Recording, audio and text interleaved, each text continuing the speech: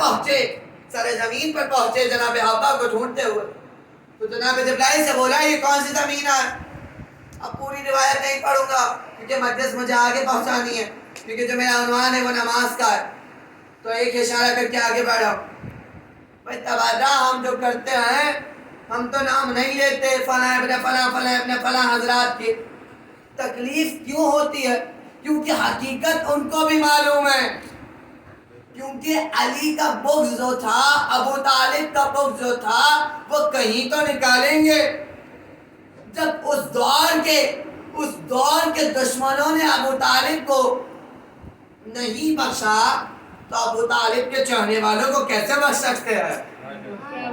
بھائی معاذ اللہ، آپ کو حقیقت معلوم ہے، تمام ذاکرین اور عالموں کو سننے والے، کہ معاذ اللہ علی مرتضیٰ کو مسجدوں سے گالیاں دی جاتی تھی، اس وقت کسی نے آواز کو بلند نہیں کیا۔ آج اگر علی کا چاہنے والا دشمن اہل بیت پر ہم لعنت کرتے ہیں تو تکلیف انہیں اٹھتی ہے۔ تو علامہ طالب جوہری کا جس طرح میں نے کل ایک جملہ پیش کیا تھا ذریعہ امام حسین پر شفیع پر، کہ جس طرح علامہ طالب جوہری مرحوم نے ایک جملہ کہا تھا نا، ماتم ہم کرتے ہیں تکلیف ان کے چہروں پہ اٹھتی ہے، زنجیر ہم کرتے ہیں مگر ان کی پیٹھ دکھتی ہے۔ اللہ جانے اہل بیت سے کیا دشمنی ہے، وہ دشمنی یوں ہی دشمنی ہے کہ حسین کے باپ کا نام علی ہے اور علی کے باپ کا نام ابو طالب ہے۔ کیا دشمنی؟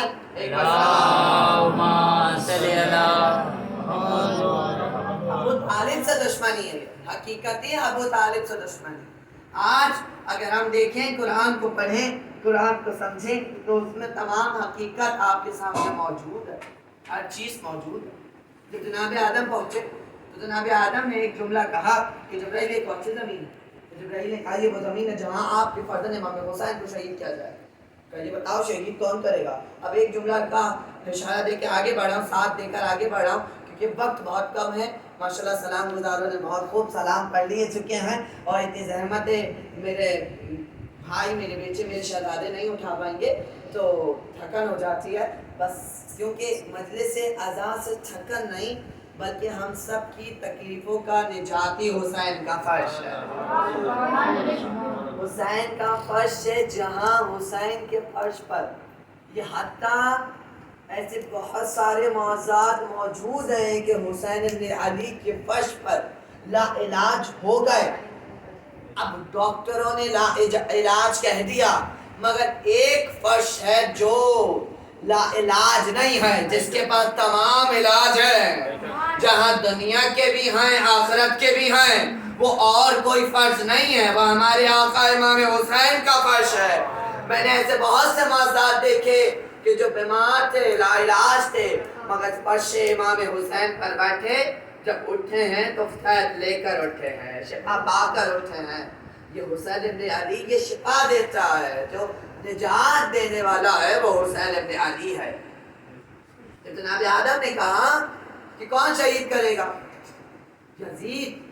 جبرائیل نے کہا یزید شہید کرے گا، قطع قیامت تک یزید ملعون یزید رہے گا۔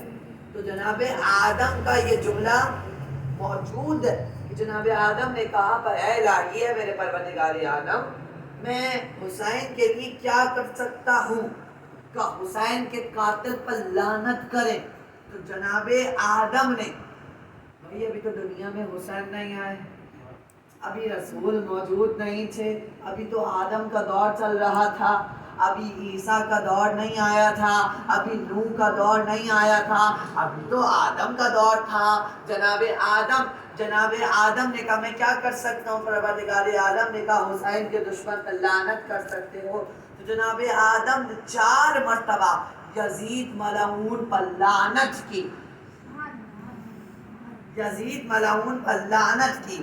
ہمیں یہ پتہ چل گیا جو مظلوم ہوتا ہے اس کے دشمنوں پہ لعنت کرنی چاہیے، اور جو ظالم ہوتا ہے اس کو تو جہنم کی آگ میں بھیج دینا چاہیے۔ اور آج تک حسین کی شہادت یہ بتاتی ہے کون حق پہ تھا اور کون باطل پہ تھا، یہی حسین کے سجدے نے بتا دیا۔ جو سجدہ میں کر رہا ہوں میں حق پر ہوں اور یزید باطل پر ہے۔